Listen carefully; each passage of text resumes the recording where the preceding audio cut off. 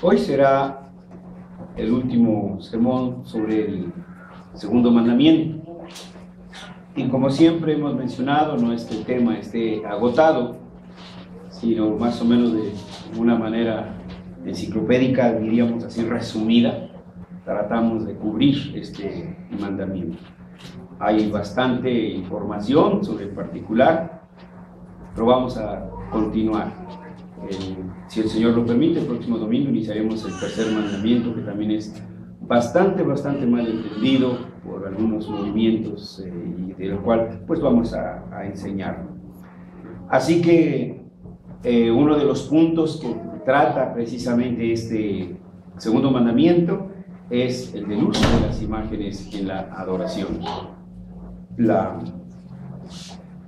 El mandamiento menciona que no se debe uno de hacer imágenes y ya hemos ido explicando cada una de estas cosas. Quiero entonces ahora invitarlos para que en el libro del profeta Oseas busquemos en este libro del profeta el capítulo 4.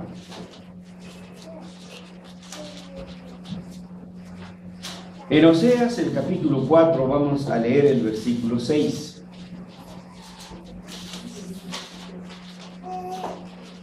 Una vez que lo tengamos localizado, vamos a leerlo todos juntos. Dice entonces Oseas 4:6 así: mi pueblo fue destruido porque le faltó conocimiento. Por cuanto desechaste el conocimiento, yo te echaré del sacerdocio, y porque olvidaste la ley de tu Dios, también yo me olvidaré de tus hijos. Amén. Vamos a orar. Nuestro buen Dios, te damos gracias porque hoy nos has convocado a través de tu Espíritu y de tus ancianos. Has ordenado que tu iglesia se congregue, porque tú, Señor, en tu misericordia y tu gracia, quieres hacerle conocer a tu pueblo tu voluntad, para que camine, Señor, conforme a tu voluntad. Y por eso, Señor, te damos las gracias. Gracias porque tenemos libertad para abrir las Escrituras y éstas sean expuestas y enseñadas. Pero también te damos gracias porque no nos has dejado solos para el entendimiento de ellas, sino que has enviado, Señor, a tu Espíritu Santo. Te pedimos que tu Espíritu tome tu palabra. Te rogamos que tu Espíritu Santo obre en nuestros corazones, que tu palabra sea aplicada en cada uno de nuestros corazones, para que podamos conocer tu voluntad, para que la podamos entender, y muevas todas y cada una de nuestras fibras, para que solamente en nuestro ser haya un solo propósito: hacer tu voluntad. Por eso te pedimos que abras nuestro entendimiento, Señor, para que tu palabra que será expuesta, tu Espíritu Santo, Señor, haga la obra y toque nuestros corazones y los conmueva y transforme nuestras vidas. Por Jesús oramos. Amén. Como ya lo hemos venido diciendo, hermanos, el segundo mandamiento rechaza toda forma equivocada con la que las personas quieren adorar a Dios. Y a su vez, el Señor no quiere que se les sirva en ninguna otra forma que no sea la que Él ha ordenado. Este segundo mandamiento clara y enfáticamente dice: no te harás imagen, no te inclinarás a ellas, ni las honrarás. Y en el transcurso de la historia de la iglesia, como lo veremos en un momento, vemos cómo en un momento dado de la historia de la iglesia, las imágenes llegaron a sustituir la palabra de Dios. Y el resultado es, ustedes lo saben hoy, ignorancia, superstición y fanatismo. Este pasaje que hemos leído es bastante claro.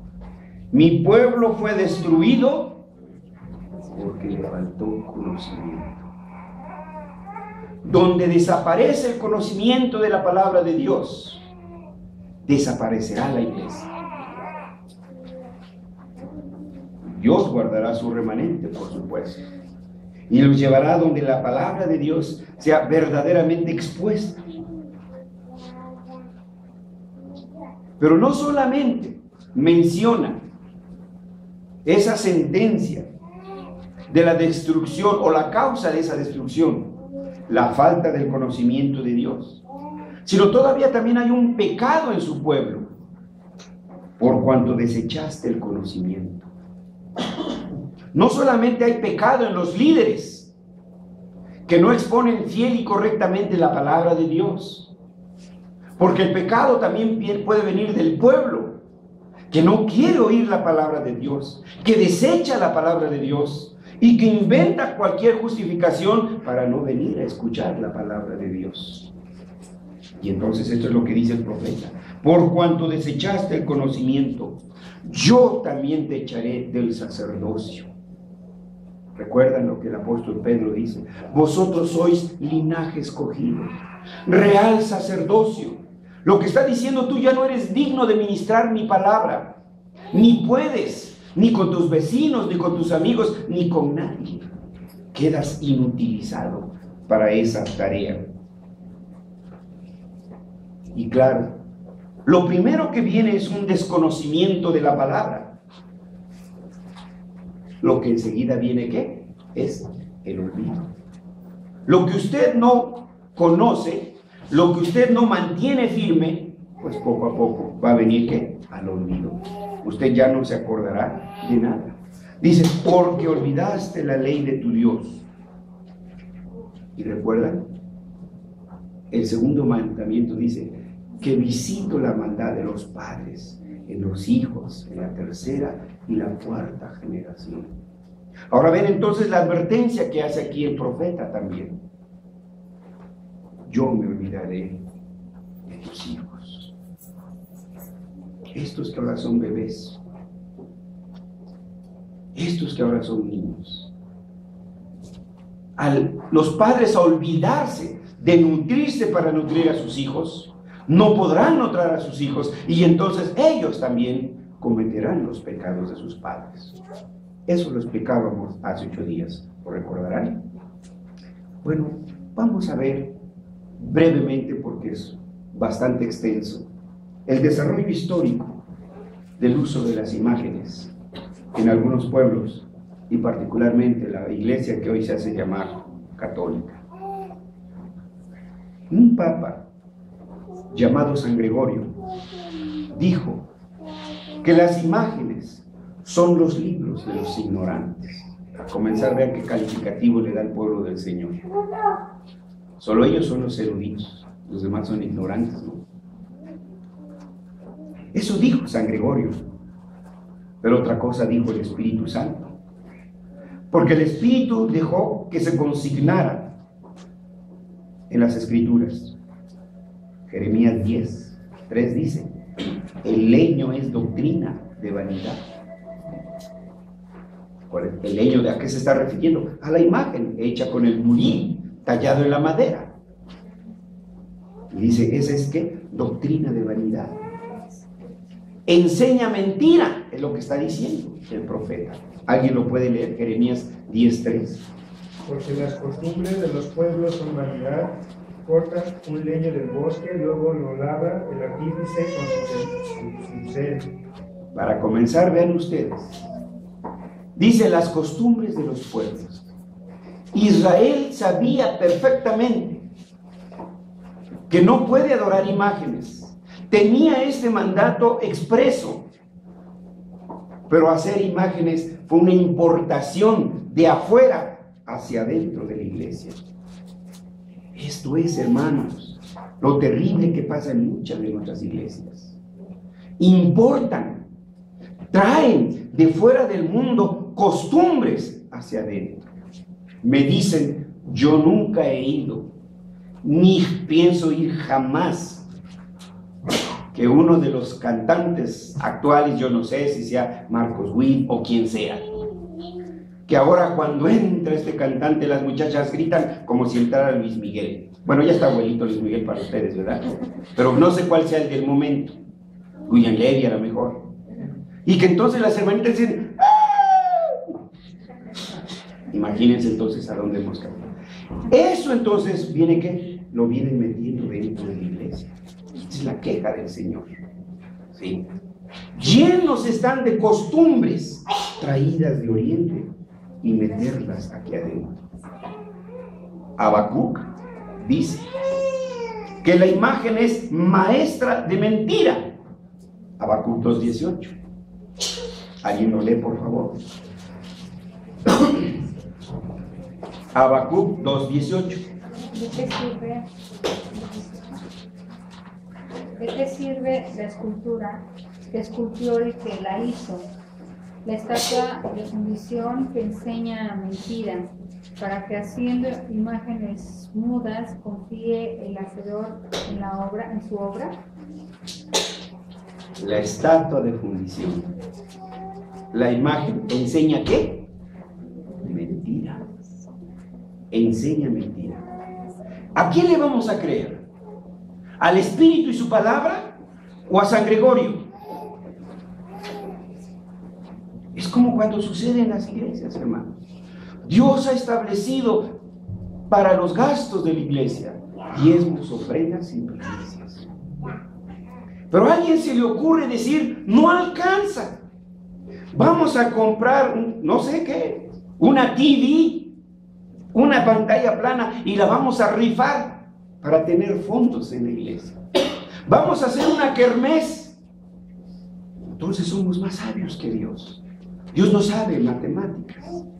Dios no fue a Lupixa o no fue a la cine. No sabe raíz cuadrada. No sabe diferenciales ni integrales. Le tenemos que ayudar, ¿verdad? ¿Ven? Si la Escritura dice, si Dios dice que las imágenes son maestras de mentira, ¿quién es este señor San Gregorio para decir que son los maestros, que son los libros de los ignorantes? La adoración de las imágenes en la historia de la iglesia podemos verla desde los padres apostólicos, es decir, los primeros 70 años de la iglesia, después de que nuestro Señor ascendió a la diestra del Padre. El apóstol San Juan advierte claramente: hijitos míos, guardaos de los ídolos. Y Pablo y cada uno de ellos, los padres apostólicos, se opusieron a las imágenes, se opusieron a la adoración de los hombres, cuando los confundieron con dioses griegos, rasgaron sus vestidos y dijeron: no, nosotros somos hombres como ustedes. Cuando alguien se inclinó ante Pedro, le dijo: Pedro, levántate. Cuando Juan se inclinó ante el ángel que le enviaba el mensaje de parte de nuestro Señor Jesucristo, el ángel le dijo: levántate. Ellos entonces desde un principio se opusieron a la adoración de las imágenes. Pasaron los primeros 100 años de la iglesia, pero después vinieron otros 400 años que se les conoce como la iglesia patrística. A los padres de la iglesia se les nombra a aquellos que después de lo último de los apóstoles empezaron a dirigir la iglesia. A ellos se les conoce como padres. Pues los padres de la iglesia también condenaron la adoración de las imágenes. Hay registros.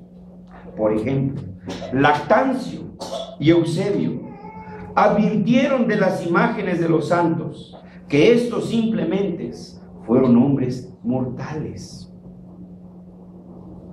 San Agustín, el obispo de Hipona, dijo que era cosa abominable adorar a las imágenes. San Agustín hizo propias las palabras de un gentil llamado Varrón. Este gentil dijo: los que hacen imágenes quitan el temor de Dios en los hombres. ¡Qué vergüenza!, dice San Agustín, para el cristianismo, que un pagano privado de la luz de la fe y que anda a tientas en las tinieblas haya logrado tanta claridad para llegar a decir que las imágenes denigran la majestad de Dios. Sus mismos libros apócrifos, que los tienen como inspirados la iglesia romanista. En el libro de Sabiduría, el capítulo 14, versículos 15 y 16, leemos así: un padre atribulado por un luto prematuro encarga que sea hecha una imagen de un hijo malogrado. Y al hombre muerto de ayer, hoy como Dios lo venera y transmite a los suyos misterios y ritos. Luego, la impía costumbre, afianzada con el tiempo, se acata como ley. En el libro de Sabiduría. ¿Sí?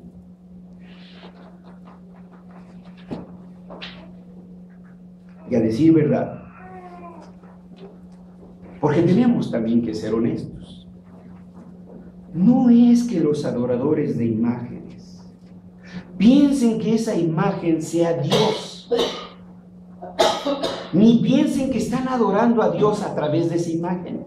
En el fondo de su corazón no es esa la intención.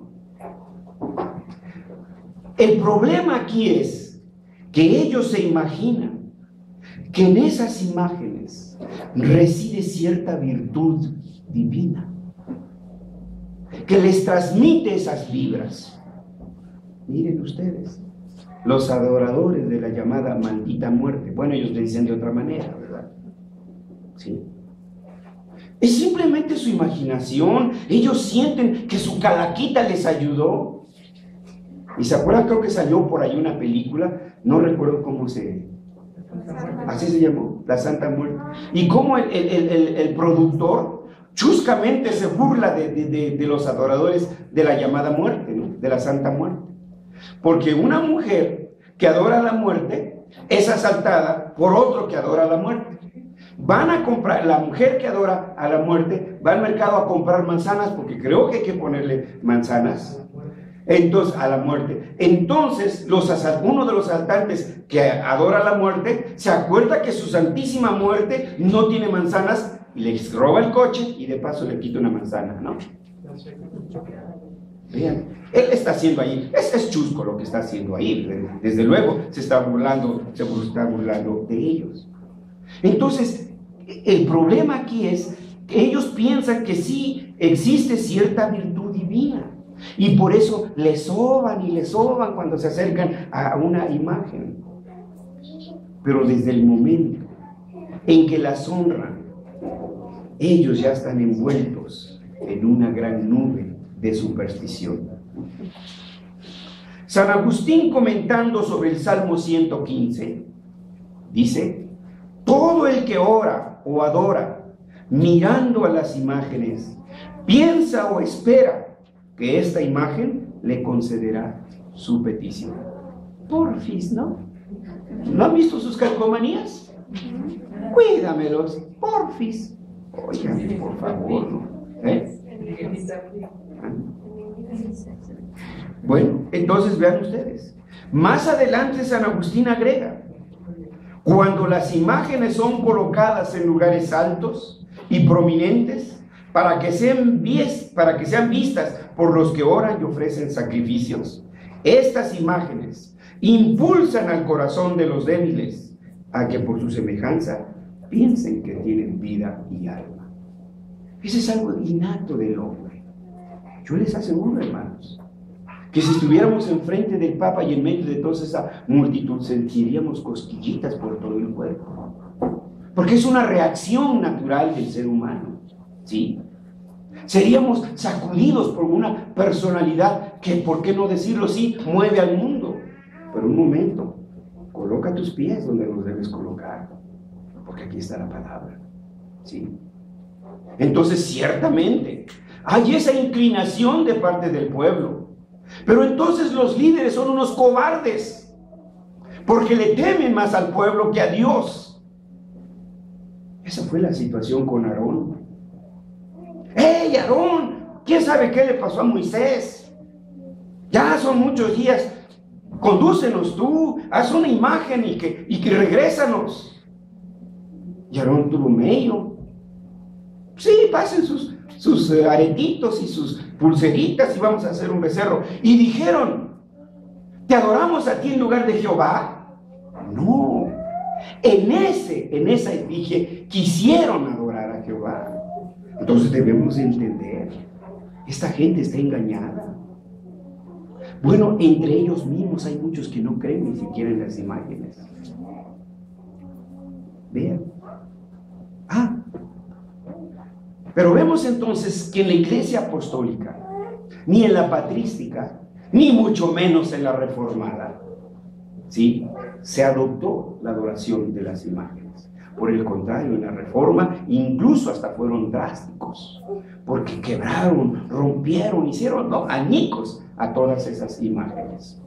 Schiffer comenta, porque hay algunas que son de veras verdaderas obras de arte, hermanos. Yo he visto, por ejemplo, no sé cómo llamarles, estatuas o no sé qué de la Virgen de Guadalupe, talladas en madera. No, hermanos, que como obra de arte uno se queda de veras arrobado. Y Francis Schiffer decía, bueno, pues las hubieran arrumbado allí en un cuarto, en un museo y después haber sido exhibidas. Pero era mucho pedir en esa época, dice Francis Schiffer. Pero ¿qué dice oficialmente la Iglesia papista respecto de las imágenes? En defensa de las imágenes, algunos sacerdotes han presentado las siguientes argumentaciones. Solo daré 2 o 3 ejemplos, hermanos. No podemos poner igual aquí toda la nube y la sarta de defensas. Por ejemplo, uno de ellos dijo, si Dios creó al hombre a su imagen, eureka, podemos tener entonces imágenes. ¿Se acuerdan los que vieron ya la película de Francis Schiffer? Cuando uno de sus mentores de Martín Lutero dice, doctor Martín, si el pueblo dependiera solamente para su vida religiosa de la fe, ¿en qué consistiría esta? Y la respuesta de Martín fue, en Cristo, solo en Cristo. Y luego le pregunta, doctor Martín, si pusiéramos las escrituras en manos de vulgo, de cualquier mozo, de cualquier chamaco, ¿qué pasaría? Le responde Martín, pues tendríamos más cristianos. ¿Sí? Bueno, entonces, esto es lo que decía aquí. Dios creó al hombre a su imagen, pues entonces tenemos imagen. Ese fue su argumento. Qué débil, ¿no? Otro, porque también citan las escrituras. Citando a Lucas dijo, nadie pone en oculto la luz encendida debajo de un almud,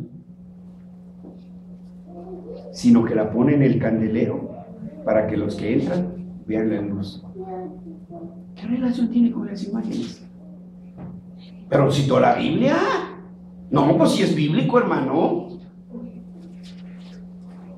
¿Qué es lo que quería decir? Las imágenes le dan luz al pueblo, por eso hay que ponerlas en alto, para que el pueblo vea la luz. Son más sabios que el Espíritu, porque Cristo dijo, yo soy la luz del mundo, no las imágenes. Teodosio, obispo de Mira, llega a la conclusión de que se debe adorar a las imágenes. Pero que ni saben por qué. Porque uno de sus arsedianos ¿han oído la palabra arzobispo? Bueno, este es arzo, diácono. Es decir, una jerarquía dentro de los diáconos. Uno de sus arsedianos tuvo un sueño muy bonito. Y este arsediano, en ese sueño, se le dijo que se deberían de hacer adorar a las imágenes. Y entonces, Teodosio, obispo de Mira, dijo, en atención a ese sueño, debemos de adorar a las imágenes. ¡Qué profundidad teológica! ¡Qué profundidad filosófica, hermanos! Una vez, su consiervo de ustedes, leí un panfleto de un sacerdote. Y en ese panfleto él decía, que adorar imágenes es bíblico, porque en la Biblia aparece que se deben de adorar imágenes. Y cita, a ver si no me los convence a ustedes, me arriesgaré, hermanos. Busquen Números 21:8.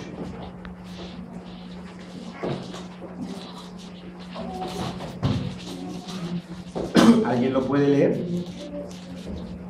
Y Jehová dijo a Moisés. Y Jehová dijo a Moisés: hazte una serpiente ardiente y ponla sobre un asta, y cualquiera que fuere mordido y mirare a ella vivirá. Aquí está su argumento. Dios ordenó a Moisés: hazte una imagen, la imagen de una serpiente, y todo el que mire esa imagen será salvo. ¿No es bíblico?, dice el sacerdote. Sí, hermanos.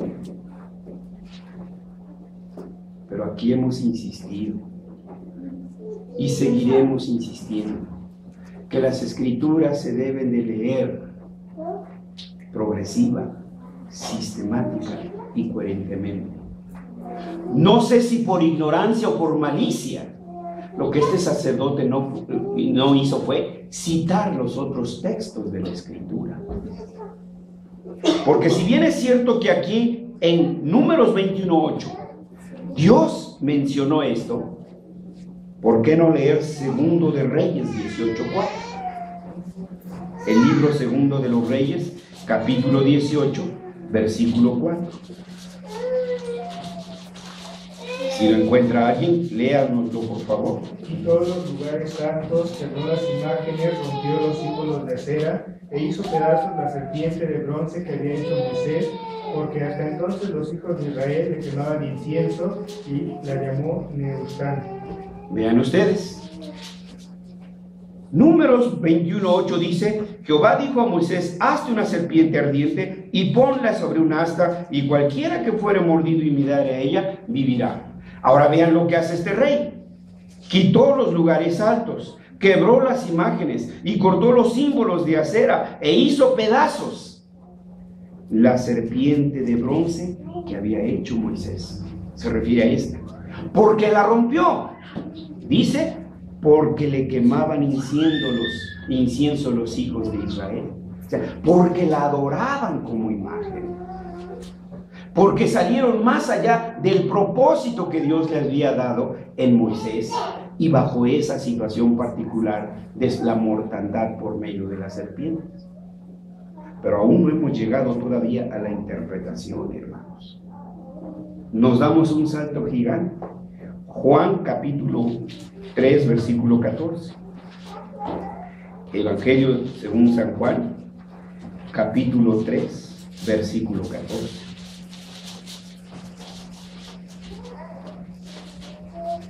Como Moisés levantó la serpiente en el desierto, así es necesario que el Hijo del Hombre sea levantado. Aquí está la verdadera interpretación, hermanos. Esa serpiente apuntaba a Cristo, a quien debiéramos de mirar y en quien está nuestra salvación. Pero yo quiero creer que fue por ignorancia de este sacerdote, no por malicia que haya ocultado estos otros pasajes. Por eso insistimos, hermanos, hay que leer la Biblia progresiva, sistemática y coherentemente para poder tener todo el contexto. Y la lista de fantasías, hermanos, es larga. Hay otro argumento. Los concilios, dice. Los concilios tienen autoridad, y en un concilio se decidió que deberíamos de adorar imágenes. Vamos a poner aquí unos cuantos, porque no los quiero llenar de datos y de fechas, hermanos. En el año 335, en el concilio de Elvira es un lugar cercano a Granada, España. La iglesia, es decir, los líderes reunidos allí, en su canon número 36 dice: se determinó que en los templos no haya pinturas, a fin de que lo que se reverencia o adora no se pinte en las paredes. Esta fue la decisión del concilio de Elvira en el año 335. Bueno, si tanta autoridad tiene para ellos el concilio de Elvira, los concilios, perdón, ¿por qué no atendieron a este concilio, el de Elvira, del año 335? Pero más adelante, el sínodo de Constantinopla, en el año 754, convocado por el emperador Constantino V, condenó una vez más el culto de las imágenes. Ya tenemos dos concilios que condenaron el culto a las imágenes. Pero unas décadas después, en el año 787, la emperatriz Irene convocó, en oposición al concilio anterior, otro concilio en Nicea, el de 787, 30 y tantos años después. Y en este concilio de Nicea se decidió en favor de la adoración de las imágenes. En este concilio se decidió que la veneración de los ángeles, de María, de los santos, de la cruz, y junto con las velas y los inciensos, eran un deber de todo buen cristiano. Esta decisión provocó un enfrentamiento entre la Iglesia de Occidente y la Iglesia de Oriente, lo que hoy conocemos como Iglesia Ortodoxa. Carlomagno, quien gobernaba el territorio de los francos, en su Libri Carolini, condenó esta decisión hecha en Nicea. Otro sínodo en Frankfurt, Alemania, reunido en el año 794, también condenó la decisión de este concilio del 787 respecto de la decisión de adorar las imágenes. Pero estas condenas no eran más que las últimas convulsiones y estertores en contra de la adoración de las imágenes, porque finalmente esta costumbre triunfó. Ahora bien, los argumentos de los papistas enarbolan que los concilios representan a la Iglesia y por tanto tienen autoridad y no pueden errar. Vamos a concederle cierta razón, pero vamos a analizar algunos hechos. En el pueblo de Israel, el concilio que representaba a la Iglesia del Antiguo Testamento era el Sanedrín, ¿se acuerdan? Formado por saduceos y fariseos. No fue el Sanedrín quien condenó a Jesús. No fue en un concilio, no se reunieron extraordinariamente, no juzgaron a Jesús y su veredicto fue blasfemia, porque según ellos, Cristo se hacía a sí mismo Dios. ¿Pueden o no fallar los concilios? El de Sanedrín falló. Calvino, en el libro cuarto de la institución de la religión cristiana, le dedica algunos párrafos a este punto para argumentar que los concilios pueden errar. Repito, no quiero llenarlos de datos, pero ustedes pueden ir ahí y constatarlo. La Confesión de Fe de Westminster, en el capítulo 31, párrafo 3, menciona que los sínodos o concilios están expuestos a errar, y de hecho, muchos de ellos han errado. Citando otra vez a Calvino en su libro cuarto, dice: solo la Escritura puede solucionar las contradicciones de algunos concilios. La Sagrada Escritura es la única regla para juzgar si un concilio es o no ortodoxo. Aquí está la clave, hermanos. Su autoridad estriba siempre que sean fieles a la palabra. La Escritura dice a los hijos: hijos, obedeced a vuestros padres en todo, Y los padres tienen autoridad sobre los hijos. Pero ¿dónde pierde un padre autoridad sobre sus hijos? Cuando es contrario a la palabra. Hasta ahí se terminó su autoridad. Ya perdió esa autoridad. La Confesión de Fe de Westminster, en este mismo capítulo, pero en el párrafo 2, dice que las decisiones de los concilios deben recibirse con reverencia y sumisión, porque así lo ordena Dios en su palabra. Ustedes pueden leer completo este capítulo y analizarlo paso por paso. Sin embargo, aclara nuestra confesión. Ella hace una pertinente aclaración, que esa obediencia, que esa reverencia y esa sumisión deberá ser efectiva siempre y cuando las decisiones de estos concilios concuerden con la palabra de Dios. La decisión de este concilio de Nicea está de acuerdo a la palabra de Dios, está sometida a la palabra de Dios. Se olvidaron de la palabra de Dios, por tanto quedamos libres para desobedecerla. Todo lo que aquello vaya contra la Escritura, se termina la obediencia. Su consistorio debe de ser honrado, debe de ser reverenciado, porque ha sido puesto como autoridad sobre la iglesia. Pero su autoridad se perderá en el momento que se alejen de la Escritura. Allí el pueblo no tiene la obligación de obedecerlos. Saliéndose de la Escritura, perdió. Y lo mismo es para el pastor. ¿Sí? En el momento en que se sale de la Escritura, ese pastor pierde reverencia, pierde credibilidad y ya no estamos en la obligación de obedecer. Así que, hermanos, esta es la advertencia.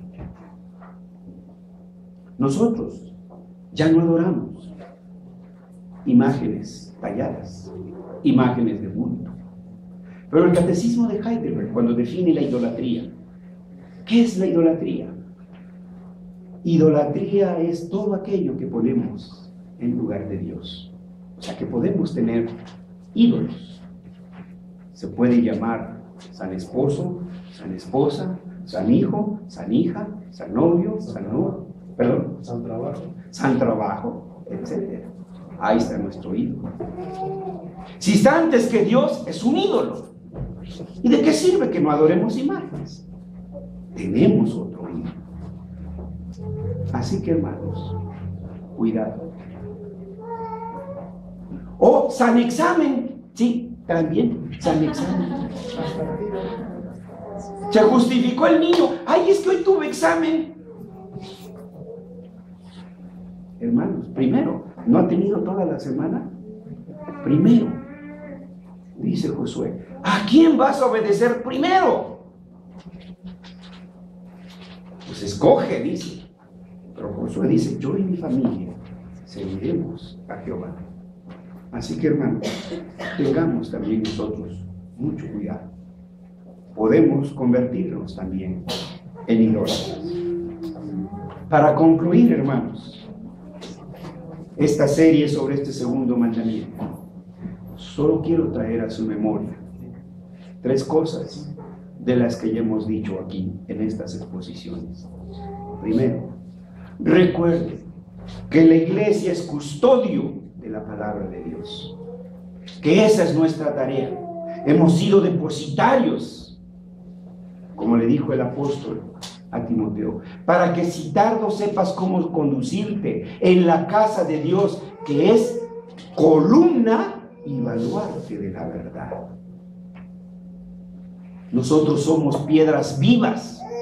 Quítese una piedra viva de una piedra de un edificio, no se siente. Pero quite 2, quite 3. ¿Qué pasa con esa casa? Se viene para abajo. Ustedes son piedras vivas, yo soy piedras vivas. ¿O no dice así el apóstol? Si estas piedras vivas se dispersan, el edificio se derrumba. Entonces, hermanos, la iglesia es custodio de la palabra de Dios. Esa es nuestra tarea. Segundo, la iglesia es custodio del verdadero culto. Es nuestra tarea defender el verdadero culto. Por tanto, nuestra obligación como iglesia, 1, es enseñar, 2, preservar y 3, propagar los principios del verdadero culto que agrada a Dios. Por tanto, como iglesia, y me dirijo al consistorio, que recordemos que entonces nuestra primera tarea como consistorio es enseñar a los miembros de la iglesia el verdadero culto que le agrada a Dios, para que podamos decirles esto sí y esto no. Pero también tenemos otra tarea: las nuevas generaciones, nuestros niños, los que ahora son bebés. También ellos tienen que aprender. Tienen que aprender de sus padres, tienen que aprender de sus maestros, tienen que aprender de las predicaciones, tienen que aprender de sus ancianos. Todos debemos estar involucrados en esta tarea. Lo que diga el pastor en este púlpito, no lo borre un maestro en su aula. Que lo que diga un maestro en su aula, no lo borre el pastor aquí. Que lo que el pastor diga aquí, no lo borre el consistorio y viceversa. Que seamos una unidad en la enseñanza.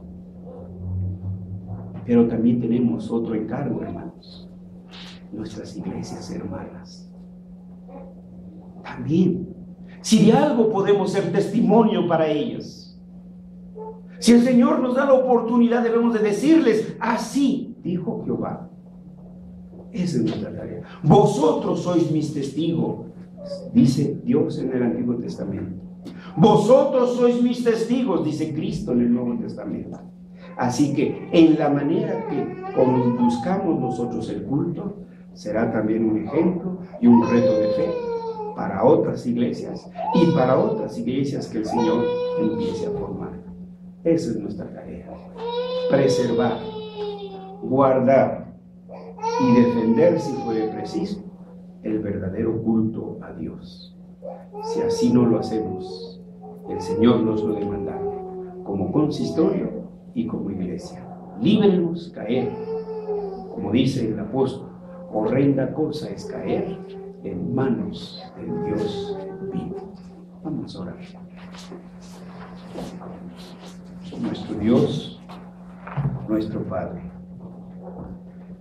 primero te damos gracias por concedernos a tus hijos débiles e imperfectos adorarte, tributarte adoración. Pero te damos gracias porque no nos has dejado solos. Has dado ordenamientos de cómo quieres que tu pueblo te adore: tu palabra y tu espíritu. Señor, que tu palabra siga siendo el centro en esta iglesia. Que la promesa de nuestro Señor Jesucristo de enviar al Consolador para que nos enseñe todas las cosas siga viva en esta iglesia, Señor. Que en cada uno de nosotros no haya más que un vivo deseo de adorarte como tú quieres que lo hagamos. Que seamos celosos también de tu culto y de cada una de las cosas con las que te rendimos culto. Que nos concedas las oportunidades para dar testimonio a otros hermanos, dar testimonio a otras iglesias. Señor, guárdanos de importar costumbres no sancionadas por tu palabra. En Jesús oramos. Amén.